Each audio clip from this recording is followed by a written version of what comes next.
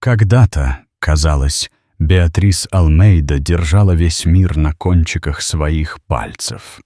Она привыкла к вниманию, к шепотам произнесенному имени на светских раутах, к роскоши брошей, усыпанных бриллиантами, к шелесту дорогих журналов, где ее лицо мелькало то в заголовках о благотворительности, то в списках самых влиятельных людей города.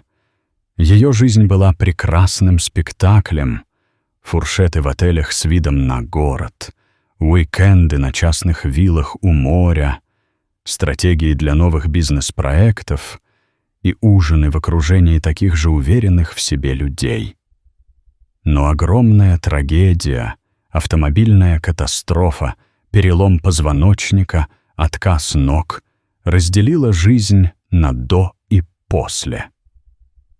Теперь, 3 года спустя, Беатрис жила в огромном пустом особняке, где зеркала были закрыты простынями, а эхо казалось куда громче, чем голоса когда-то любимых людей.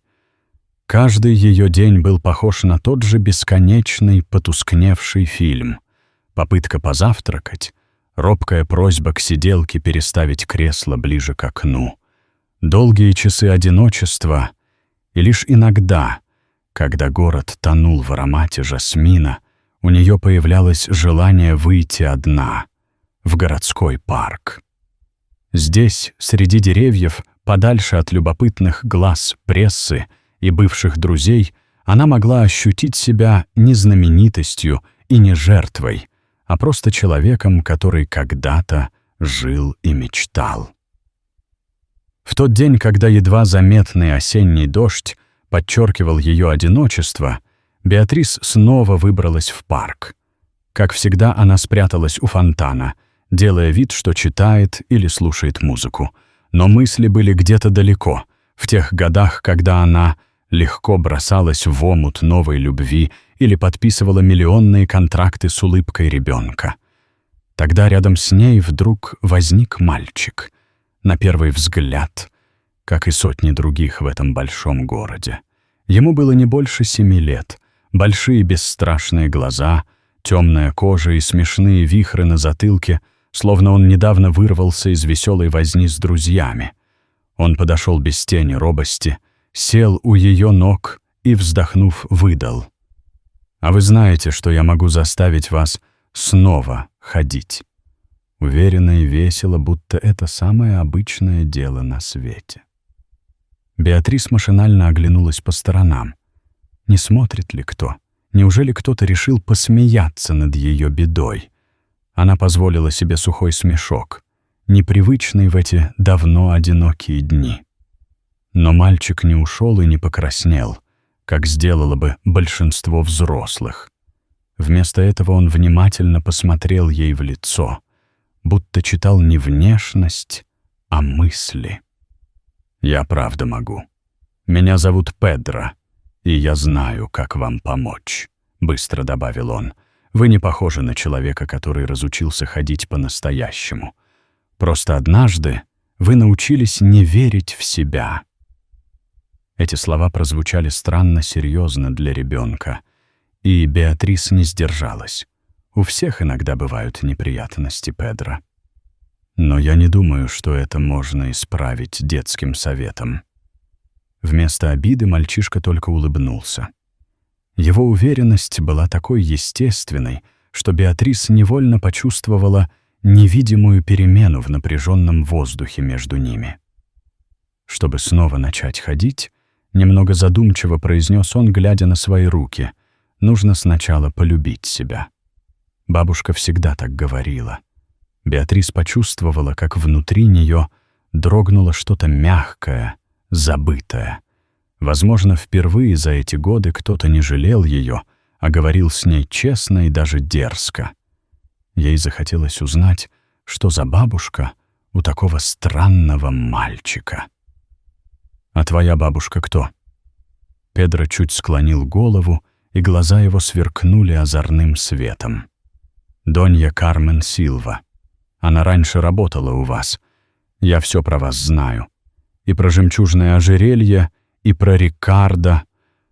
Но главное, Я знаю настоящий секрет вашего сердца». Беатрис замерла. Слишком уж резко бросила она когда-то в лицо Карму это имя. Донья Кармен была той, кто много лет оберегал дом, воспитывал маленькую Джулию, ее единственную дочь, вытирал слезы и всегда был рядом, даже когда вокруг начинали исчезать друзья и родные люди. История с ожерельем разрушила тогда все. Вспышка ревности, неуверенность и отчуждение, поглотившее всю прежнюю близость. «Почему ты об этом вспоминаешь?» — осторожно спросила она, опасаясь не самой правды, а воспоминаний. «Потому что сейчас нужен не суд, а прощение», — улыбнулся Педро. «Бабушка просила меня стать вашим другом, если вы сможете это принять. Она знает, как вы страдаете, и сказала мне рассказать о том, что у нее к вам нет обиды». Беатрис судорожно сжала подлокотники кресла, словно это могло удержать ее в реальности. Она взрослая женщина, успешная и сильная, впервые за много лет чувствовала себя маленькой, потерянной и беспомощной. А голос ребенка напоминал зов из далекого забытого детства, когда утешить могла только мама или добрая няня. «Я не знаю, как научиться прощать. Я слишком привыкла винить себя и других». После того, что случилось с Рикардо, Педро легко наклонился вперед, словно хотел поделиться самым важным секретом. Бабушка всегда говорила: «Если не прощаешь, значит, продолжаешь пить яд. Начать все заново можно только если простишь и других, и, главное, себя. А сделать это проще, если есть кто-то, кто рядом». Он протянул ей маленькую ладошку, и в этот момент между ними словно возникла тонкая, но прочная, невидимая нить. «Я могу быть этим кем-то, если вы не против», — тихо добавил он. Для Беатрис эти слова стали как глоток свежего воздуха после долгого пребывания в затхлом помещении одиночества. Она не помнила, когда в последний раз кто-то так просто предлагал свою дружбу без условий и корысти. «А если я не смогу простить? Если не получится?» «Значит, попробуем еще раз», — мягко ответил Педро. Минуты текли, и в парке постепенно сгущались вечерние тени, но Беатрис не хотелось уезжать. Она чувствовала себя так, будто соскользнула с обрыва, и ее вновь успели поймать за руку. «Давайте придумаем игру», — предложил вдруг Педро. «Каждый день в 3 часа вы будете приходить в парк, а я расскажу вам смешную историю, если вы тоже расскажете что-нибудь хорошее из прошлого. Только о Донье Кармен. Только хорошее». Беатрис кивнула, вдруг ощущая, что впервые за 3 года у нее появилась цель и даже легкое предвкушение завтрашнего дня. Всю ночь Беатрис прокручивала в памяти воспоминания о Донье Кармен. Ей вспоминалась простота ее советов. Как умывать крошку Джулию, как убаюкивать, когда малышка болела, как с улыбкой вынести пересоленный суп прямо на ужин, чтобы поддержать ее после тяжелого дня. Она вспоминала, как Донья Кармен ловко раскладывала белье по шкафам, как чувствовала с Педро настроение дома, умела лечить не только ребенка, но и взрослых, ласковой шуткой, осторожным молчанием, а иногда даже внезапным сердечным поцелуем в макушку. Когда наступило утро, Беатрис проснулась удивительно бодрой, чего с ней не случалось уже очень давно. Она быстро оделась с помощью сиделки и выехала в парк намного раньше. Ей не терпелось вновь увидеть странного мальчика, задумчивого и жизнелюбивого. Педро опять пришел вовремя, на этот раз с огромным бутербродом и мятой шапкой, которую держал в руках вместо традиционного рюкзака. Его глаза засветились, когда он увидел Беатрис. «Я знал, что вы придете», — радостно сообщил он, плюхаясь рядом. «Ну что, вспоминали что-нибудь хорошее?» Беатрис рассмеялась. «Я помню, как Донья Кармен учила меня готовить первый суп для Джулии. Она утверждала, что пюре детей надо делать с любовью, иначе они станут капризными». Педро тоже развеселился. «Моя бабушка говорит, что если не любишь еду, она становится невкусной. Поэтому она всегда говорит, повар должен быть добрым, иначе кушать станет невозможно». В те короткие минуты Беатрис чувствовала настоящее тепло. Впервые за годы одиночества. Она делилась с Педро историями, как однажды они с Доньей Кармен подшутили над Рикардо, поменяв роскошный рецепт на простой. Вместо запеченного лосося сделали хрустящую белую рыбу с картошкой. Как Рикардо пришел с работы и спросил: «Беатрис, ты заболела?» А Донья Кармен, так ловко подсмеиваясь, подливала ему чай, что тот ничего не мог возразить. Педро слушал внимательно, часто смеялся, иногда вставлял свои детские, но и по-взрослому мудрые замечания. С каждой встречей Беатрис становилось все легче вспоминать хорошее. Она будто снимала с души череду тяжелых ржавых замков. Постепенно ее начали замечать окружающие. Робсон, ее преданный водитель и помощник, впервые за долгое время увидел в ее глазах не только грусть, но и живой блеск. Однажды он даже решился на разговор. Я помню, как Донья Кармен тихо говорила: «Не суди Беатрис строго, она страдает сильнее всех».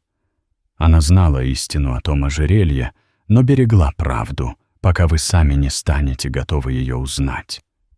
Беатрис ощутила волну облегчения и горькой радости. Наконец-то она могла поговорить о своем прошлом без ужаса и злости. Прошло еще несколько недель, наполненных маленькими чудесами. Встречи с Педро в парке, неожиданные воспоминания, письма от Джулии. С каждым днем Беатрис отмечала: ей легче улыбаться, говорить спасибо, даже иногда шутить над собственным положением. Она ловила себя на том, что кризис ее перестал быть центром жизни. Однажды Педро, обычно веселый и озорной, пришел серьезным и как будто погруженным в тяжелые мысли.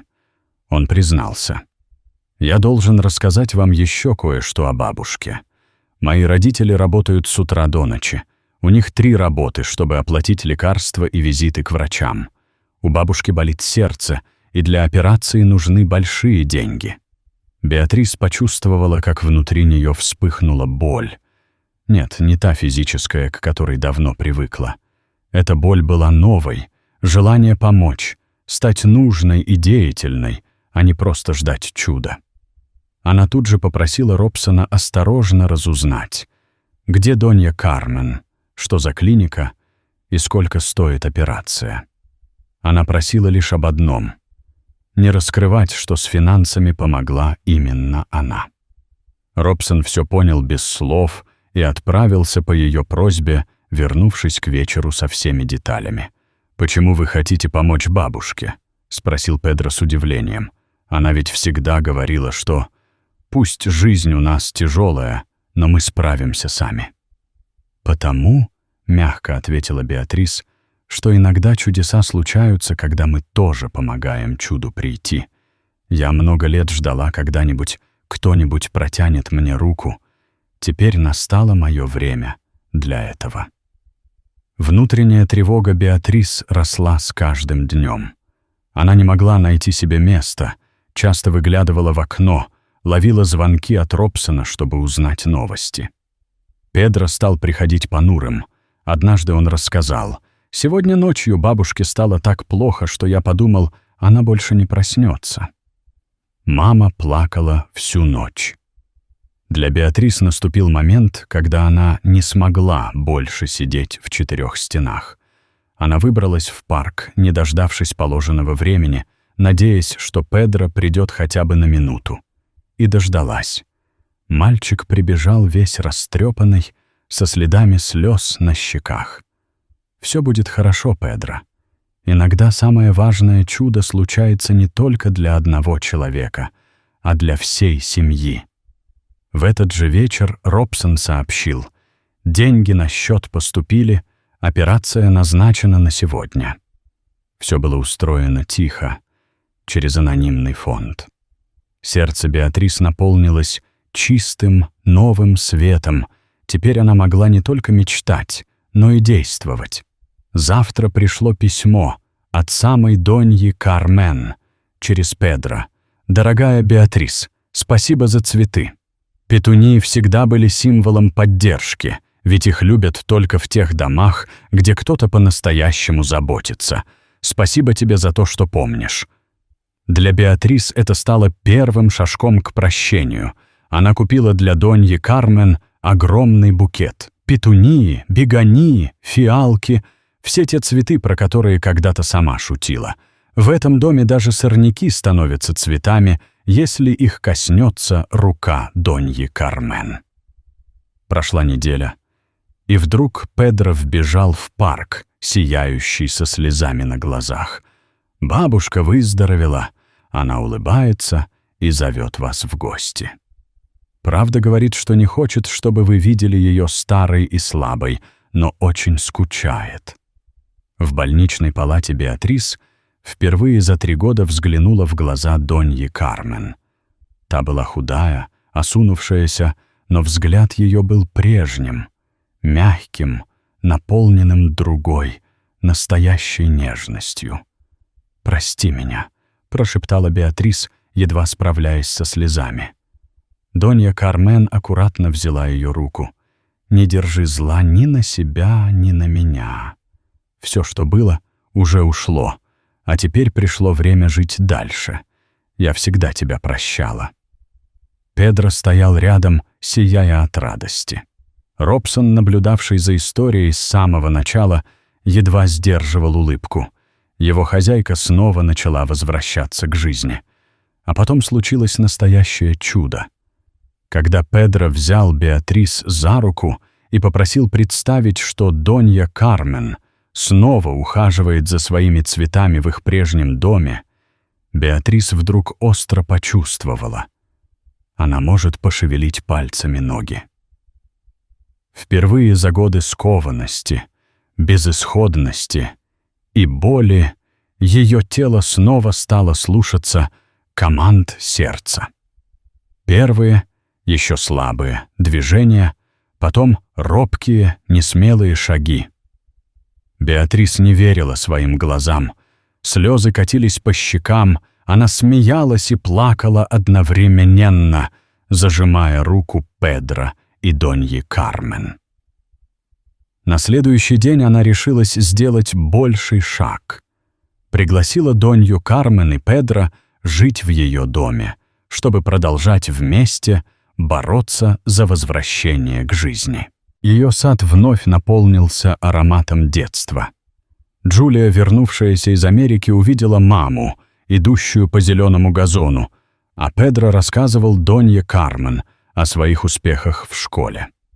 Робсон обычно находился неподалеку, с удовольствием наблюдая за тем, как воскресает вся их маленькая компания.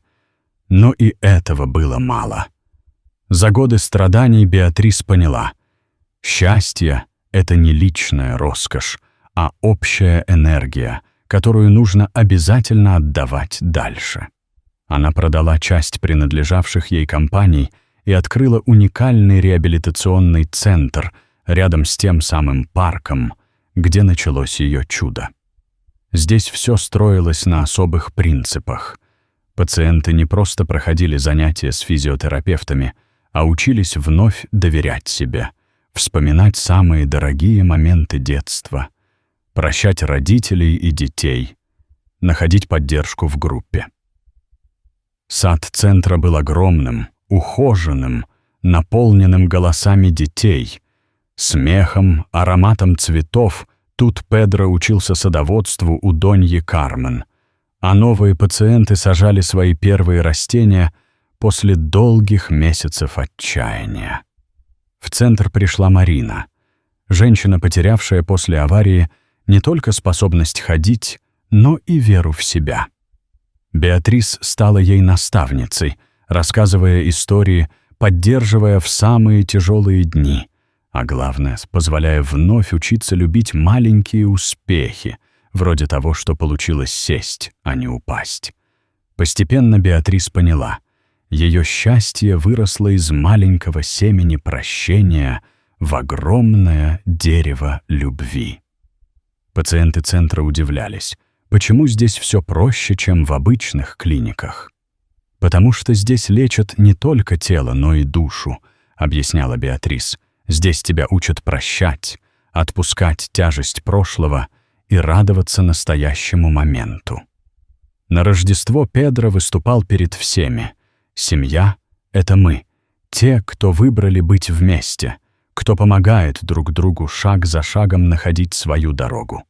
Пусть даже кто-то еще не верит, что сможет идти сам, мы верим в каждого. И в эти мгновения Беатрис впервые четко поняла: одиночество больше никогда не вернется в ее дом. В один из долгих летних вечеров в центр пришла Роза. Пожилая женщина с тяжелым взглядом и щемящей усталостью в голосе. Она объяснила. После автокатастрофы виноватым остался ее собственный сын, который управлял машиной в нетрезвом виде. Она не могла простить его и себя. Беатрис слушала эти откровения с особым теплом, ведь ей, как никому, была близка боль материнства, опутавшего злобой, страхом и виной. «Роза, скажите», — осторожно спросила она однажды, «что вам тяжелее, неумение ходить или невозможность простить?» «Я ненавижу себя за то, что потеряла семью», — призналась Роза. «Из-за этого не могу встать, даже если бы врачи сказали, что чудо возможно». Тогда Беатрис стала каждый день говорить с ней о прощении. Педро стал приходить к Розе, рассказывать забавные истории, а Донья Кармен приносила домашний бульон, еду, которая лечит даже самых отчаявшихся. Однажды, через 2 месяца, Роза попросила найти ее сына. Они договорились о встрече. В этот день сын пришел из Муспумписуа. Измученный, постаревший, плачущий от вины. Роза, не в силах удержаться, в молчании обняла его, и только тогда, держа за руку, смогла встать впервые после стольких лет. Радость и слезы новой семьи были самым ярким свидетельством. Центр работает не только с телом, но и с сердцем. Педро тем временем рос. Из стеснительного мальчика он становился настоящим послом надежды. Он вел программы для детей и родителей, учился рассказывать так, чтобы даже самые взрослые вновь верили в чудо. Журналистов удивляло, почему в центре все восстанавливаются значительно быстрее, чем в обычных реабилитационных отделениях. Потому что здесь каждый день начинается с разговора о прощении, говорила Беатрис. Нет ничего невозможного для того, кто верит и кому доверяет хотя бы один человек. Прошли годы. Центр стал легендой. Сюда приезжали из других стран учиться, как спасать не только моторные функции, но и разбитые сердца. Однажды журналистка спросила Беатрис: «Какой ваш главный секрет, миссис Алмейда? Настоящее чудо происходит там, где любовь становится сильнее страха», — ответила Беатрис. «Прощение — это не слабость, а самый смелый шаг, который мы можем сделать для счастья». Вечерами на террасе особняка собирались все. Донья Кармен рассказывала, как в ее деревне обучение жизни начиналось с умения уступать. Педро мечтал однажды стать врачом или психологом и помогать другим. Робсон задумчиво хвалил новых пациентов, вспоминал старые ошибки и иногда признавался: «Теперь я понимаю, что самое важное мгновение — это не признание своих ошибок, а момент, когда тебя готов простить тот, кого ты ранил. Сад расцветал, как никогда, а в воздухе витали ароматы роз и бегоний, смеющиеся звонкие голоса и прозрачные слезы счастья. Педро часто говорил: «Знаете, почему наша история не заканчивается? Потому что нет хэппи-энда без новых историй счастья. Все только начинается». А Беатрис, обнимая дочь и новых друзей, знала, что впереди только добро и свет. Семья — это те, кого выбирает сердце, а счастье, оно всегда рядом, если научиться прощать и делиться любовью.